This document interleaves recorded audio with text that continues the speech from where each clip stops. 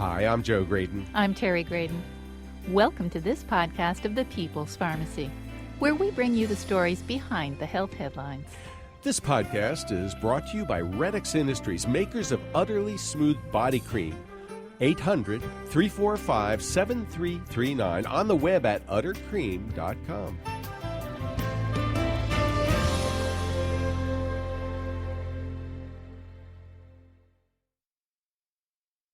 For decades, we've been told that germs are our enemy and antibacterial soaps and sprays are our friends. Was this advice counterproductive? This is the People's Pharmacy with Terry and Joe Graydon.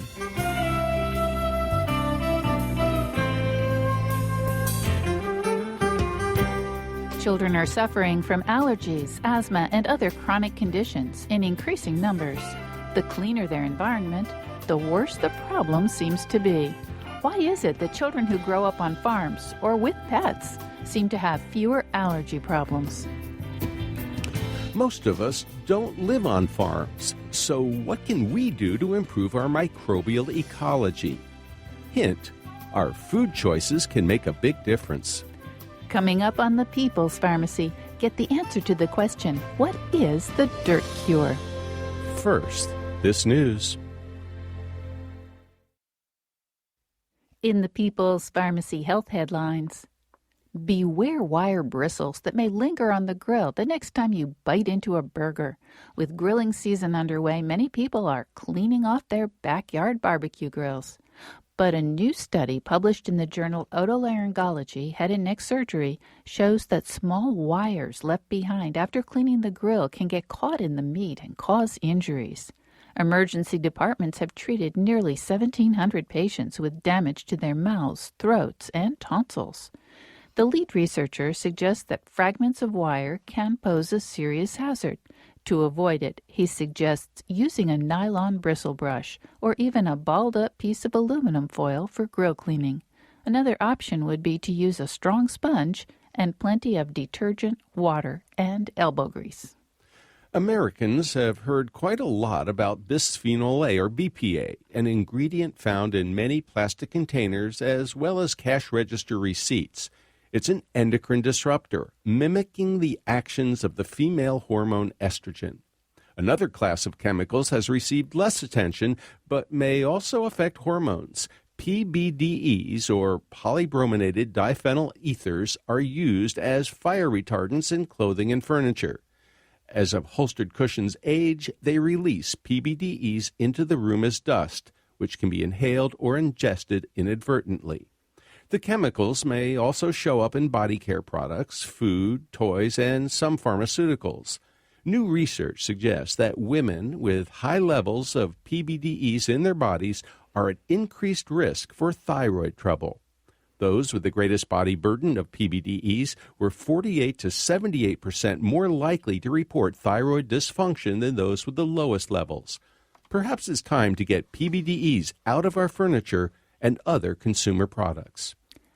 Menopause is frequently accompanied by symptoms such as hot flashes and night sweats that can take a toll on a woman's quality of life. Until 2002, the treatment that doctors usually recommended was hormone replacement therapy, HRT. Results from the Women's Health Initiative changed that because there was a clear association between HRT and cardiovascular complications like heart attacks and strokes. Breast cancer was also elevated among women taking hormone replacement therapy. These revelations left millions of women in the lurch since hot flashes and night sweats can be very disruptive. A new study has found that acupuncture might offer another option for easing hot flashes. The study included 209 women between 45 and 60 years old. They all had hot flashes. They were randomly assigned to get acupuncture treatments during the first or second half of the study year. While they were getting their acupuncture treatments, the women reported about one-third fewer hot flashes compared to baseline. Acupuncture might offer an attractive non-hormonal treatment for many women dealing with horrible hot flashes. With so many Americans being told that they're overweight or obese, lots of people are trying hard to cut calories. One popular way to do that is to substitute artificial sweeteners, such as aspartame, for sugar in foods and beverages. In a new study, Canadian scientists used U.S. data from the National Health and Nutrition Survey. Nearly 3,000 adults who participated in that survey reported whether or not they used artificial sweeteners and how much sugar they consumed. They also took a glucose tolerance test to determine their risk for diabetes. The people who commonly used artificial sweeteners consumed fewer calories but did worse on the glucose tolerance test, showing a higher chance of developing diabetes. The researchers suggest that aspartame, also known as NutraSweet or Equal, may alter the microbiome in undesirable ways. People often assume that dietary supplements are safe because they're natural. Green tea has a reputation for health benefits. That may hold up for people who drink green tea, but there's concern that products containing green tea extract may cause liver damage. Researchers reported in the journal Drug Safety that 6 women who had taken green tea extract in a weight loss product developed drug-induced liver injury. 3 were hospitalized, 1 required a liver transplant. The authors caution that some herbal weight loss products containing green tea extract can be harmful to the liver. And that's the health news from the People's Pharmacy this week.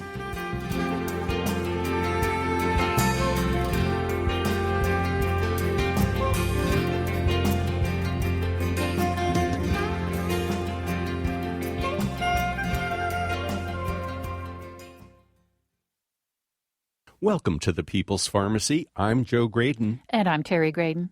We've become a nation of germaphobes. There are antibacterial soaps and household cleaners with bleach to kill germs on countertops and in bathrooms.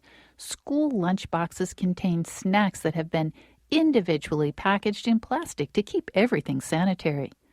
But have we gone too far to protect ourselves and our children from microbes? To find out, we're talking with Dr. Maya Shetreat-Klein. She's an integrative pediatric neurologist who treats children with neurological, cognitive, or behavioral problems. Her book is The Dirt Cure: Growing Healthy Kids with Food Straight from Soil. She's also founder of the Terrain Institute, training people to use nature as an ally rather than an enemy. Welcome to the People's Pharmacy, Dr. Maya Shetreat-Klein. Thank you so much for having me. You've written in your book that your son's allergy was sort of the inspiration for the dirt cure. Could you tell us why? What happened? Well, my son had been developing pretty normally, and at about a year, he, on his first birthday, in fact, he started to have some breathing issues, and they were pretty severe, and he started to have hives, he vomited a little bit, and generally from there went through this period of about 10 months where he stopped gaining new developmental milestones. He was falling, and when he would fall, he wouldn't catch himself with his hands anymore. He would hit his face on the ground. And, of course, as a pediatric neurologist, that was pretty scary for me. And I was taking him to doctors, and no one really had any answers as to why this could be happening. They just said, well, he seems like he has asthma. He's an allergic kid, it's a little delay, it's okay. But I knew as a parent that it was not normal for him. And, 10 months we did a lot of steroids, antibiotics, inhalers, and finally I realized that he was allergic to soy, which he was getting every day in soy milk. And when I took him off of soy within 3 days, he was better and stopped having any breathing issues. And it actually took us a much longer time to recover him from having all those medications in his body. But what I realized was, how could food, first of all, have such a huge impact on his health? And what have we done to food, like soy, that's made it so problematic that it could make a child so sick? Well, and as a pediatric neurologist, you may have been a little more tuned in even than the average parent to the connection between what was happening with his allergies and what was happening with his nervous system. Well, actually, we don't learn very much about that, believe it or not, in training. So for me, it was really actually my awakening to the gut-immune-brain connection. And I started to really drink up all the literature that I could find, all the scientific literature that there was, which was actually, very robust. looking at even starting with microbiome, and all the organisms in the body and in the gut and how that connects to the brain. And, of course, now that's pretty common knowledge. But at that time, it was not. Well, soy, it seems so safe, so benign, so healthy. I mean, we have soy everything. Not just, soy dogs and soy burgers and soy sausage, but you've got soy treats. So you can have soy seeming ice cream, and you can have soy milk, and you can have soy yogurt. I mean, we're surrounded with soy, and how did you figure out that this might pose a problem? Well, I really was just trying to look at his diet. We knew that he had actually been a little reactive to dairy as a baby. It made him gassy. And so, what we had replaced it with, I was actually breastfeeding him, but I was working, and so sometimes he needed to have something else, was soy milk. And I thought, well, you know what, that's kind of ubiquitous, just as you say. And how are we going to be able to figure out if it's a problem without testing? And, what's happened with soy is that on the one hand, we're growing it very differently. So almost all soy in the United States is genetically modified and Roundup ready and sprayed with a lot of pesticides. So there's that element. And actually the way we're eating it is not traditionally the way soy was eaten, which is usually it was fermented, because while it does have benefits, it also can cause some issues if it's not prepared appropriately. So all this soy protein isolate and all these ways that we're consuming soy might actually be causing problems for a lot of people. So if I'm hearing you correctly, you're suggesting that if we were in Japan or China, where there are traditional ways of fermenting soy and eating it that way, it might not be as much of a problem as it is here in the U.S. and in all of the many processed foods that we find it in. Exactly. Dr. Shetreat Klein, how has food changed in the last couple of decades? I mean, we clearly love our processed foods. We love our, easy to make stuff that we can pull out of the freezer. Give us some sense of, as you started thinking about the dirt cure, what you discovered.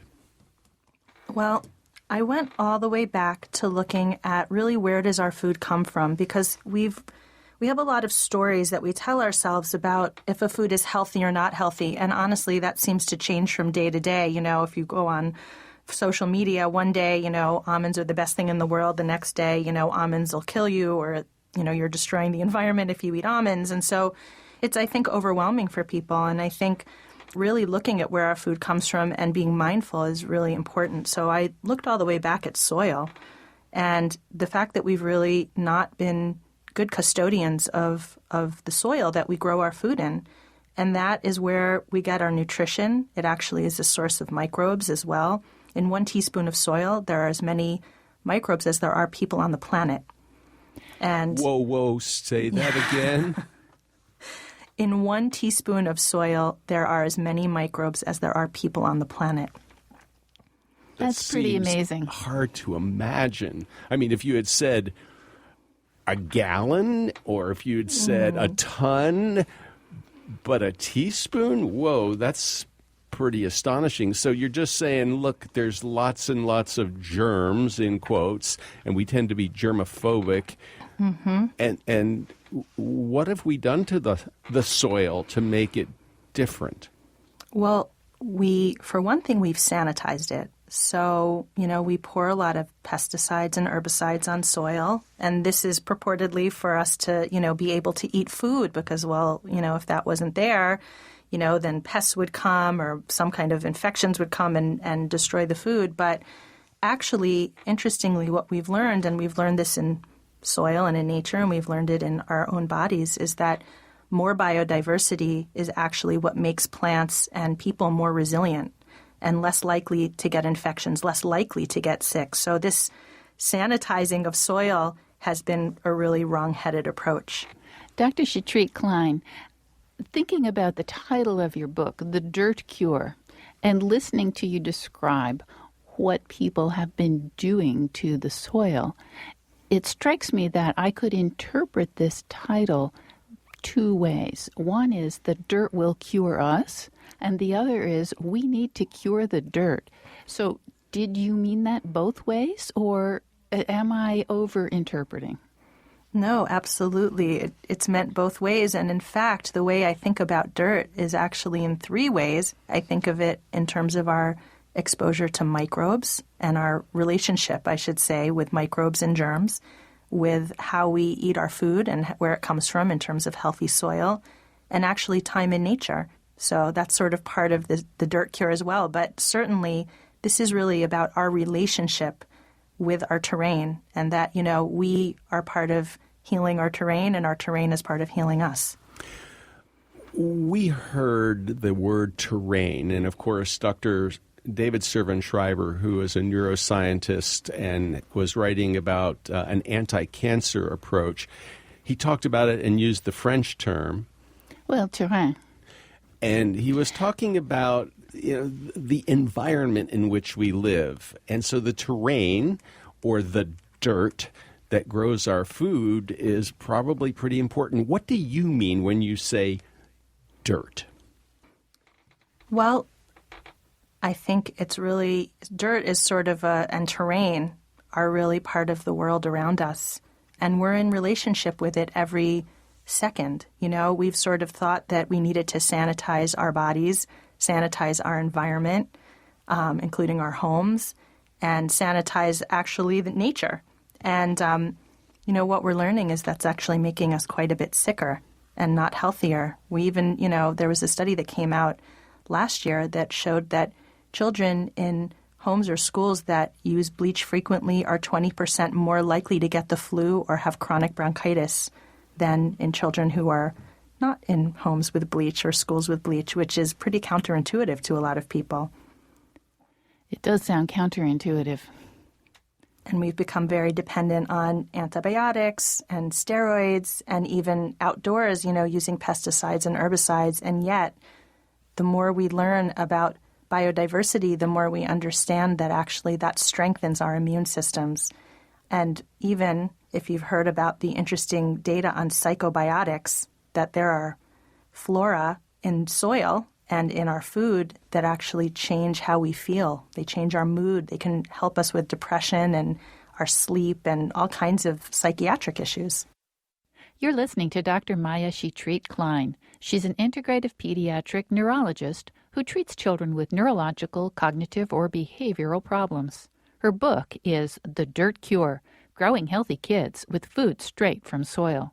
She's also founder of the Terrain Institute. And isn't it interesting that when we overuse bleach and try to sanitize every surface, we may actually be setting our kids up for more rather than less infections? Well, it is fascinating because during flu season, we're always told, scrub everything and get those viruses out of the way. We need to take a break. When we come back, we'll find out about psychobiotics. How can we make sure that the microbes in our food are good and not bad for us? What's the story on raw milk? We'll get Dr. Shetreat-Klein's recommendations on what we should be feeding our kids. And we'll find out, does Dr. Shetreat-Klein really live with a dog and 8 chickens in the middle of New York City?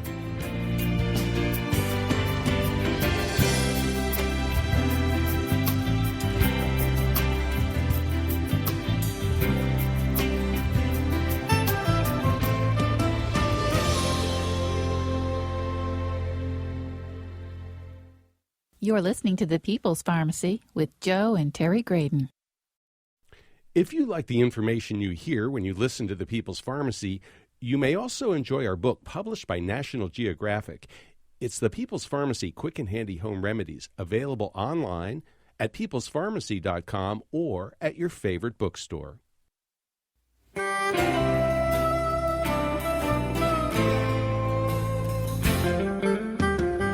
Welcome back to The People's Pharmacy. I'm Joe Graydon. And I'm Terry Graydon. The People's Pharmacy is brought to you in part by Red X Industries, makers of utterly smooth creams and lotions that deeply moisturize to make dry skin feel soft and smooth.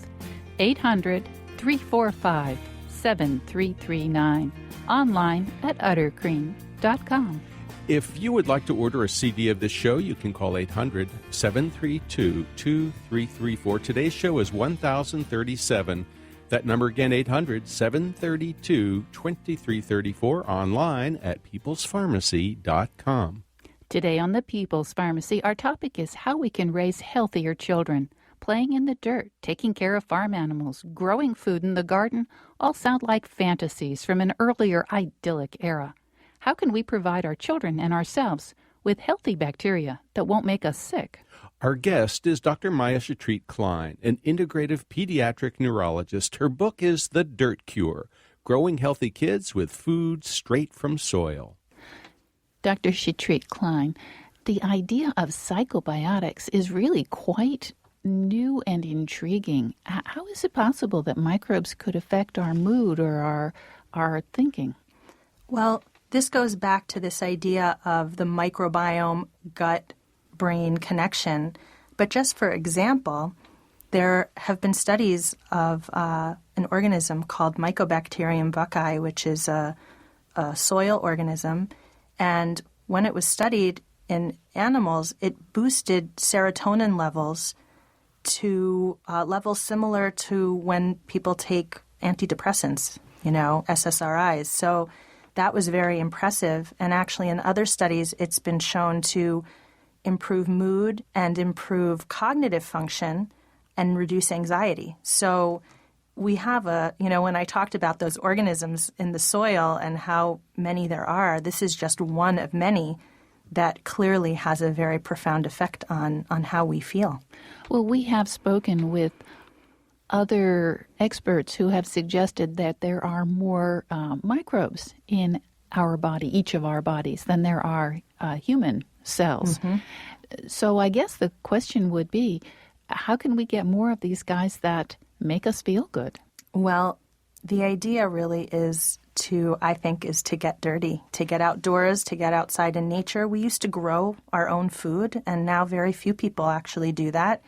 And it doesn't have to be you're growing everything that you eat. Even if you have potted plants, getting in touch with soil and being exposed to that, buying food from farmers markets or getting food from CSAs where it's not power washed, it's not coated in wax, it hasn't been washed with chlorine so that there are traces, little tiny traces of soil and microbes still attached to the food. These are some of the ways. Just getting outside and walking in the woods actually has incredible effects on our mood. Well, I understand the idea of good bacteria, and I do understand the value of CSAs. Which is consumer-supported agriculture. This is a setup in which you pay the farmer at the beginning of the season a certain amount, and every week or 2 weeks during the season, you get your allotment of food. It's a great idea. And we love shopping in the farmer's market, and, the radishes have some dirt on the roots, and the lettuce has got some germs in it, I'm sure. But then we hear on the news about an outbreak of some E. coli infection, and hundreds have been sickened by their packaged lettuce. And so people are very confused. Wait a minute, those germs are harming us. They're killing people. How do we sterilize our lettuce so it won't hurt us? Right. And, I think we've become a very fearful society. That's how we've gotten so attached to being sanitized, is because of infections. But when it comes to these sorts of infections like E. coli on our lettuce, part of that has to do with how the food was grown and using, the way manure is used. And the other part has to do with pooling food. So rather than getting local food from, picking it from your own yard or going to a local farmer's market where it's coming from one farm, very often when we're buying food in an industrial way, we're getting food that's all been pooled from many, many, many different places. And so one mistake in one place or one kind of problem can spread to many, many, many, many people in that way. So that's a problem actually with our industrial food system, one of the many. And the other problem really that comes up is that we're kind of manufacturing a lot of germs that are very dangerous in the way that we raise animals right now, because really cows, for instance, where we're getting a lot of our manure, are intended to be eating pasture. And Instead, they're being fed grain, they're being fed, corn, soy, and other things that are really not very healthy for them. And then they get chronic doses of antibiotics, which actually manufactures these very dangerous and resistant bacteria that can cause severe problems for us. So these are kind of man-made germs in a sense, very often. Well, it's interesting you mentioned cows, because I did grow up on a dairy farm in Pennsylvania. And, you would step in cow pies. I mean, you couldn't avoid it. They were every place because the cows were allowed to roam every place. I mean, they had pasture and you had to walk through the pasture. And you would walk into the house and you'd bring those germs in with you. And, I mean, that's just what happened. And you drank raw milk because that's what tasted good and that was what's available. And that antibiotic stuff that you're talking about, they were only reserved for rare situations, for when, the cow might have an infection. And the cows had names. They were part of the family almost. So things have really changed dramatically. But now you can't get raw milk. I mean, that's sort of considered really scary and really dangerous. And pasteurized milk, that's the solution. You talk a little bit in your book, The Dirt Cure, about pasteurization. Could you tell us a little bit about that? Well, yeah. The reason we started using pasteurization was because of something called swill dairies. So it happened around the time that there was a lot of urbanization and people were moving to cities. And they'd been living on farms and they wanted their fresh milk. And so a lot of business people set up little cow areas right near distilleries. And the cows were fed the waste from the distilleries, which obviously made them sick and made their milk sick and made the people, including children, who drank the milk sick. And clearly these cows were being kept in horrible, horrible conditions. And there's a lot of writings about that, some of which I refer to in the book. And so Louis Pasteur had just discovered this idea of germs and, these invisible organisms to the naked eye that could cause problems. And basically, pasteurization became a widespread practice rather than cleaning up the dairies and putting the cows back on pasture. And so that's what we did. And actually, at that time, things like sourdough bread and yogurt were even considered to be contaminated because microbes were considered to be dangerous. Interestingly, although that's really persisted in our thinking, in many ways, there have been studies in Europe looking at unboiled milk. And what they've shown is that, and there's one study, mothers and children for 1 year were followed who were drinking unboiled milk, and they had lower inflammatory markers in their blood, fewer fevers and infections. In another study, it showed that they had fewer episodes of hay fever and less allergy. So, and nobody got sick in those studies. They weren't sick from the milk. So, of course, it really depends on where your milk is coming from. But clearly, there's a benefit to raw milk. I think we do need to emphasize that it does depend on where your milk is coming from. And I would imagine there are a lot of people where you live in New York City who wouldn't necessarily have access to milk that they could reliably source and trust.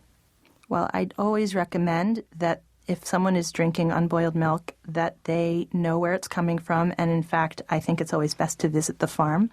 I used to drive outside of New York City to the farm so I could see where the animals were being raised and how they were being raised. And then there's actually state certification where there's testing of the milk on a regular basis to make sure that it's not actually contaminated with something dangerous and that the milk's being collected in an appropriate way. So I agree with you. Dr. Shetreat-Klein, as you're talking about children and infections, I'm thinking about ear infections, which are so common, especially in the little kids, a year old, 2 years old, 3 years old. I'm thinking also about a conversation that I had with a Chinese colleague who was raising her child here in the U.S., and she was very concerned about him because he was a little guy, between 1 year and 2 years old, and he was having his third or fourth ear infection, and for which he was getting antibiotics. And she was saying, at home, we don't have so many ear infections. I don't understand what's happening. Do you have a hypothesis? What's happening? Well, absolutely. I mean, I think, I would just start by saying that we've kind of decided that chronic illness is the new normal for kids, and we accept, I think, most people who are not from this society, this culture of antibiotics and kids getting chronically ill in the first years of life are very surprised that we're so gung-ho about, another ear infection, let's go to the doctor and get more antibiotics. But what we're learning is, again, that a lot of this has to do with our microbiome. And that, for one thing, infections tend to grow more in people who have a less diverse microbiome, meaning there are fewer types of bacteria. And that can be related, for one thing, to being born by cesarean section and not getting seeded with the kinds of organisms that most people get, babies get when they move through the vaginal canal. Breastfeeding is another element which actually changes the microbiome of the gut.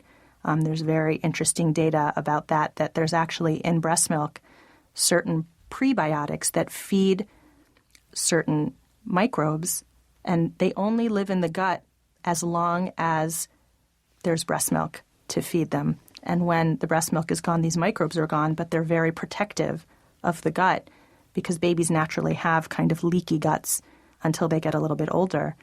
But what we also know is that when someone's a little bit allergic or a little bit reactive, the ear canal is a teeny tiny, very narrow canal about the diameter of a hair. And when it's inflamed for any reason, it actually blocks it and blocks fluid from flowing through, which can lead to a bacterial infection. So there have been some studies looking at milk, and that milk can cause that kind of inflammation in children who are a little bit reactive.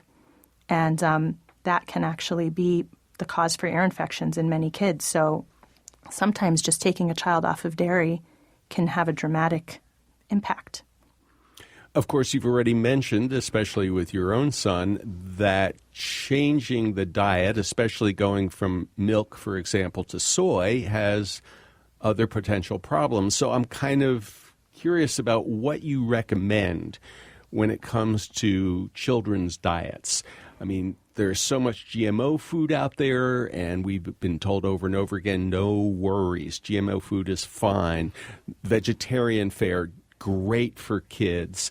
Don't give them cholesterol. For 30, 40 years, cholesterol was the enemy, and kids were, supposed to eat breakfast cereal with milk. Maybe skim milk would be best, and maybe a little banana or raisin on top.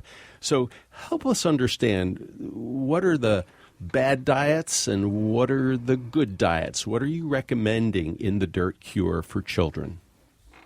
Well, what's really important, I think, to begin with is that I don't think that there's one perfect diet for every single person.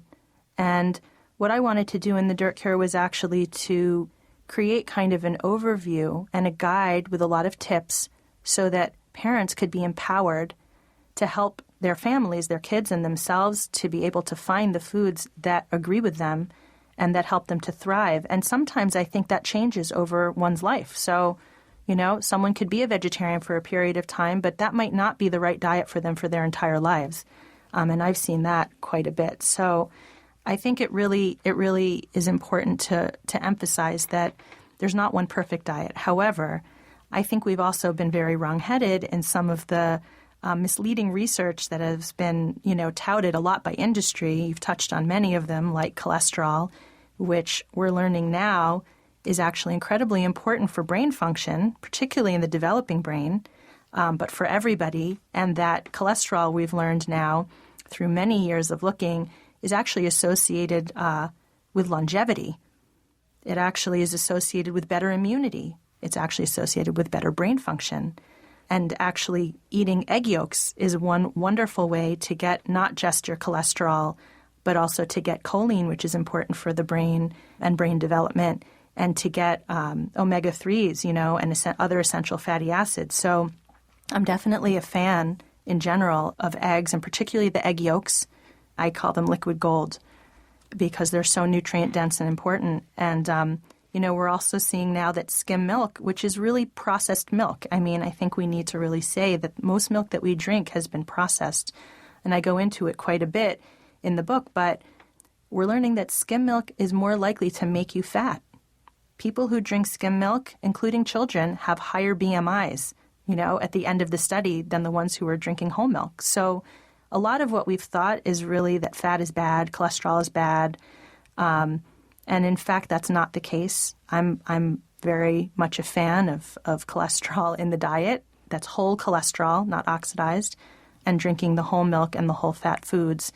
And actually, I think for many people that eating meat can be very important and healthy. But in all of these cases, it's really important to know where your food is coming from. So it has to be raised in a sustainable way. And living on pasture, getting outdoors, fresh air, getting exposed to sunshine. And actually, that's part of how we get our own vitamin D is when we eat animal products in animals that were outside. So these are all the really important things, is actually to look all the way back to the soil and to the pasture to determine what kind of food we should be eating.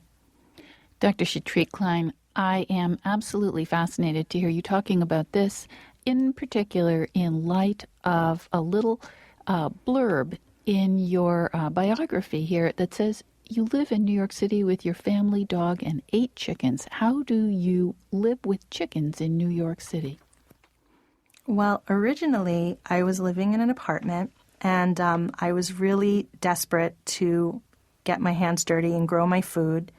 And I wasn't really sure how I was going to be able to do that. And I found, when I was looking for a new office for my practice, a space that had a little abandoned lot behind it, and the landlord allowed me to use it and plant there. So we built a chicken coop.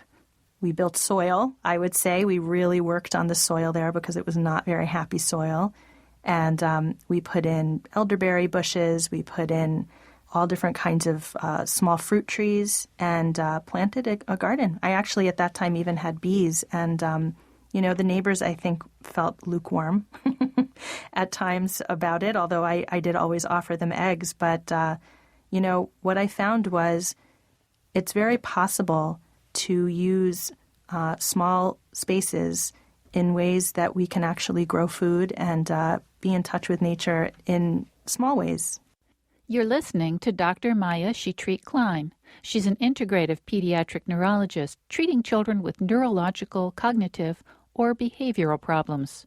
Her book is The Dirt Cure, Growing Healthy Kids with Food Straight from Soil. We need to take a break. When we come back, we'll find out how you can get kids to eat vegetables and fermented foods. Do children benefit from reducing artificial ingredients in their diet, or has that idea been debunked? What can parents do to clean up their children's diets?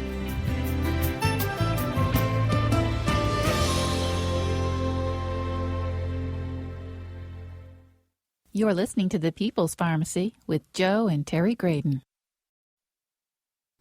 If you value the health information you get when you listen to The People's Pharmacy, consider subscribing to our email newsletter. You'll get the latest health news and information on upcoming podcasts delivered to your inbox twice a week. Look for the link at peoplespharmacy.com.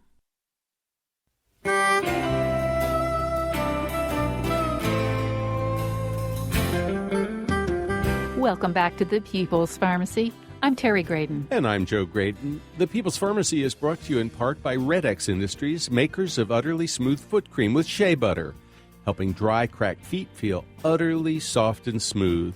The number's 800-345-7339. The website is uttercream.com. If you'd like to order a CD of today's show or any People's Pharmacy broadcast, you can call 800-732-2334. Today's show is number 1037. That number again, 800-732-2334, or find it online at peoplespharmacy.com. Today our topic is reversing the anti-germ attitude of the past half century. How can we learn to live in harmony with our personal bacterial communities? Our guest is Dr. Maya Shetreat-Klein. She's an integrative pediatric neurologist who treats children with neurological, cognitive, or behavioral problems. Her book is The Dirt Cure: Growing Healthy Kids with Food Straight from Soil. She's also founder of the Terrain Institute. Dr. Maya Shetreat-Klein, I'm wondering what you recommend when it comes to feeding our children. Breakfast, lunch, dinner. And, I've looked over your book pretty carefully, and I see that you've recommended fermented foods. And I'm thinking back when I was a kid, and there was just no way I was going to eat fermented foods. I mean, there's a high yuck factor. You mean you didn't eat sauerkraut? It was not my favorite food as a kid. That's absolutely true. Pickles? Not that great either. I certainly wasn't that fond of some of the more modern fermented foods that people are promoting. So I'm curious about how you get kids past the yuck factor, whether it's fermented foods or some of the other sort of, healthy foods, because kids like Pop-Tarts for breakfast. After all, they're sweet. Well, it's true that we're all pretty attracted to sweet, that we've evolved to become attracted to sweet, and that's certainly been fed by the food industry quite carefully. But I would say, don't underestimate the child palate. In our house, we eat leafy greens at every dinner, for sure. My kids eat a lot of vegetables. They actually, fight over the vegetables. We do have red cabbage, sauerkraut, which they love. So, and I would say this, a little goes a long way. I think we tend to have this idea that children need to eat lots and lots of the healthy, quote unquote, healthy foods that might be more challenging for their palates. But particularly when you come to children, they don't need a lot of something to get the benefit. So a little bit of apple cider vinegar, in a dressing, or a little bit of blackstrap molasses I use when I make stir fry. They don't know that they're getting blackstrap molasses, but they're getting a lot of the nutrients there. It's high in iron, it's high in minerals, and and really very, very high in antioxidants. But you kind of have to figure out the smart ways to slip it in. And actually, I think a lot of parents have come and say, oh, my child would never eat sardines. Never. Oh, they're disgusting. Next time they come, they're eating sardines. And it's because we as adults very often will, yuck our kids' yum by sort of substituting what our feelings are about a particular food. So I think children actually, if we give them an opportunity, especially if we're giving them fresh food that's prepared in really nice ways, the way we would like to eat it, they do like it. You mentioned the food industry, and they've certainly figured out ways to package food so that it looks very attractive. The colors are very bright. They're very enticing, and there are all kinds of artificial flavors and sweeteners and everything else under the sun to make kids love those breakfast cereals or those candy bars or whatever. And, I remember the Feingold diet. We go way, way back. And the medical establishment, your colleagues back 30, 40 years ago were saying, oh, Dr. Feingold is full of it. He doesn't know what he's talking about. Artificial stuff doesn't cause ADHD. Well, you're a pediatric neurologist. I'm wondering, what do you think about that old Feingold diet, which was supposed to reduce, if not eliminate, exposure to the artificial stuff? Well, I think science has actually proven the Feingold diet to be very accurate for at least a subset of kids. There was a landmark study done in England, actually, looking at artificial dyes and preservatives. And they looked in children who did not necessarily have ADHD, but just in general children, and had it was a double-blind, placebo-controlled, very carefully done study. And the children who had the exposure to the actual food dyes and preservatives were more likely to have hyperactivity than the children who weren't. And that was in 2- and 3-year-olds and I think 7- and 8-year-olds. So that actually led in the UK to the banning of artificial dyes and preservatives in food that was marketed to children. And so pretty profound. And here in the U.S., I don't believe that there has been any push to get kids away from artificial flavorings or colorings. Has there? There has been actually some movement now. M&Ms are going to be phasing out dyes, believe it or not. And they know they can do that because they did it in England. Right. And that's what kind of odd alternate reality we live in, where the exact same product can be sold in Europe with no artificial dyes and sold in the U.S. with artificial dyes. And parents here were starting to say, hey, clearly you can do it. Clearly it's financially plausible. It's not hurting your product. Why aren't you doing it here? And now, hopefully, that's going to begin. Dr. Shatrit Klein, how can parents start cleaning up their kids' diets? Well, I think the first thing to do is to start to read labels. So if you're buying food that comes in packages, looking at the ingredients list is very important. And of course, if you look at the front of a product, it always has a lot of very, big print and lots of health claims and, kind of easy to look at and appealing. When you look at the back and look at their little tiny ingredients list that, you have to squint to look at and you can barely pronounce a lot of the words, that's where you know that they don't really want you to be reading that part. But the label is really important. And I think the first thing is just to know that you recognize the things that are on the label, that maybe they'd be things that you have in your own cabinet that you would use to cook with. And if not, starting to kind of set aside the foods that have these artificial ingredients in them, because as I outline, with scientific literature in the book, really we see that these things can have very significant impact on the brain and on the health of children. So that's the first thing. And I always talk about MSG, NutraSweet or aspartame, food dyes and preservatives, and high fructose corn syrup as being kind of the top 5 to start with. And once you look at that, you really can eliminate a whole lot of stuff that really shouldn't be in your child's diet. And then just kind of looking for whole foods. So things that you recognize could grow from the ground. If you're eating an apple, that's a good place to start. Looking at fruit, vegetables, whole grains, and things like eggs, milk, and meat for people who are eating that. You mentioned the value of skin and peels of fruits and vegetables. And I'm thinking apples and pears, great.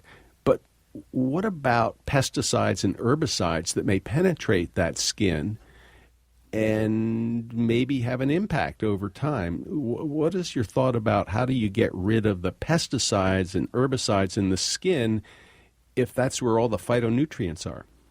It's a very complicated issue in some cases, but I think that, obviously it's wonderful to try to get food that's organic, especially produce, and then you avoid that issue if that's possible. But and a lot of times I should also say that pesticides or systemic pesticides are actually often injected in and not just sprayed on. So it doesn't always solve the problem to just take the peel off. But, we do know that the nutrients concentrate in the skin partly because of things like, let's say, UV radiation when you eat your apple. The sun is shining on the apple, and that radiation causes the apple to produce more phytonutrients. And so the sun-kissed apple is the one that got the most UV exposure, and it's actually the one that's the healthiest for us. So we can scrub it, we can wash it, and, I always like to look at the Dirty Dozen. The Environmental Working Group has a list every year of the highest pesticide foods, so those would be the ones I'd avoid if I can't get them organic.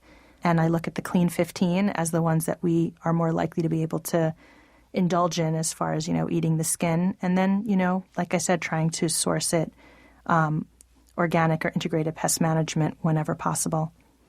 Dr. Shatrit Klein, you have a chapter in your book about food allergens and sensitivities, how healthy foods can harm kids. Tell us, how can healthy foods do children harm? Well, part of what happens is that it's the way that food is grown, which we've talked about in terms of there's been a very strong connection, for instance, with the increase in gluten sensitivity and celiac that's increased with the amount of Roundup that's been used. And this is research that's been done by an MIT scientist named Stephanie Seneff. So there is a question of that element, how that's affecting the gut flora and how that might be impacting our own microbiomes and our immune systems. And then also the way that food is being prepared. So, for instance, with grains, traditionally, beans, legumes, grains, seeds were all actually soaked and sprouted very often before being eaten. And that actually changes the way our bodies interact with the food. In studies on sourdoughing of bread, when the gluten breads were double sourdough'd, so fermented kind of twice over, there was so little gluten that in some cases people with celiac were able to eat them and tolerate them. So I think, what's happened is that we have these foods that can sometimes have problems for our bodies, and traditionally we knew that, and therefore we prepared them, even with dairy products, by fermenting them or culturing them, and that helps our body to tolerate them better. So a lot of, I think, what we need to be thinking about is eating food in more traditional ways. And it's actually possible, we can make them. I mean, I find making yogurt to be something very quick and easy, but some things are a little harder to do. And luckily there are food producers out there who are sprouting grains and selling them so that people can also go to the store in many cases and buy them. They don't have to do it all at home. Now, as you talk about food allergies in the book, you also describe some of the more unusual manifestations. And you are a pediatric neurologist, so you're interested in the nervous system. Tell us a little bit about what you've seen among your patients and how their food allergies manifested as neurological problems. Yeah, so that was something I had never really imagined could happen. And certainly in my own son, when I saw that he had those kind of developmental plateaus around when he was reacting to the soy, I started to have a sense of, this seemed to help him so much when we took the food out. I wonder how it would help my patients. And, I had a little boy come to my practice who actually had autism, and he was very constipated, and he wasn't eating any regular foods. He was living on Doritos, ramen noodles, and milk that had strawberry flavoring added to it. And that was all he ate. And I really wasn't thinking, could dairy be a problem for this little guy in general? But he was drinking 8 to 10 8-ounce bottles a day of milk, and he was 2.5, and he wasn't eating. So I did, basically this is pediatric advice, general pediatric advice. I said, why don't you just stop giving him milk for 1 month and, just see if he'll eat other foods. And what happened was that in that 1 month's time, he started speaking where he hadn't been speaking before, and he gained about 30 or 40 words. He stopped being constipated, and he stopped screaming and tantruming all the time. And when the mother came back, she said, he's eating regular food so much more now. So it was so dramatic. And I don't think that helps every single child, of course, but seeing how dramatically it helped that little boy really opened my eyes to, who else could this help? And since that time, I've had kids who have come in with seizures where, they have dairy allergy, and we actually have stopped their milk intake, and they've been able to not take any medication for seizures, and their seizures have basically gone away. Again, this is not a universal thing, and for some people it's much more complicated than that. But, what I was so shocked by was how empowered we really can be to get to the root cause of what's happening with children and their health issues, even neurologic health issues. And, parents, I think, otherwise feel so lost and disempowered. So looking at food can make a really big impact. How can parents get started on the dirt cure? Well, the first thing, and I try to outline this very carefully in the book and make it very user-friendly, looking at cleaning up the diet and kind of detoxing the diet. That's the first thing. The next thing is adding in healthy foods that are whole foods that are very nutrient dense. And really always, before I ever try to make demands on a child's body and try to kind of heal them, the first thing I want to do is actually to nourish them. Because sometimes they really are depleted and they don't have the resources internally to be able to heal. So that's the first thing is I want to give to them. And that's something parents can do, using things like bone broths, using things like fresh fruits and vegetables, and really good healthy proteins that they're sourcing from healthy animals or from healthy grains. So, it's actually not a magical approach. It's very scientifically based on the one hand, but it's also very common sense based. And, it's actually just about really nutrient-dense food. Dr. Maya Shetreat-Klein, thank you so very much for talking with us on the People's Pharmacy today. Thank you for having me. You've been listening to Dr. Maya Shetreat-Klein, an integrative pediatric neurologist practicing in New York City. Her new book is The Dirt Cure, Growing Healthy Kids with Food Straight from Soil. She's also founder of the Terrain Institute, training people to use nature as an ally rather than an enemy. Lynn Siegel produced today's show. Al Wodarski is the engineer. Dave Graydon edits our interviews. The People's Pharmacy is produced at the studios of North Carolina Public Radio, WUNC. The People's Pharmacy theme music is by B.J. Liederman. The People's Pharmacy is made possible by Redix Industries, makers of Utterly Smooth Extra Care 20 Cream, with 20% urea for extra skin protection. The number's 800-345-7339. The website, uttercream.com. If you would like to purchase a CD of today's show or any other People's Pharmacy broadcast, you can call 800-732-2334 to place your order. Today's show is number 1037. That number again, 800-732-2334. You can also place the order online at peoplespharmacy.com. And when you visit our website, you can check out information on prescription drugs, herbal medicines, and home remedies. Share your own experience and thoughts on today's show. When you go to our website, you could also sign up for our free online newsletter or the free podcast of the show. You can listen at your own convenience or share it with a friend. It's all there at peoplespharmacy.com. In Durham, North Carolina, I'm Joe Graydon. And I'm Terry Graydon. Thanks so much for listening today, and please join us again next week when we'll take your calls and questions about the health news that matters to you. A recent study in The Lancet suggests that a low-sodium diet may have unexpected dangers. The journal took a lot of criticism for publishing an article that breaks with dogma. How much sodium should you be consuming? Find out next week.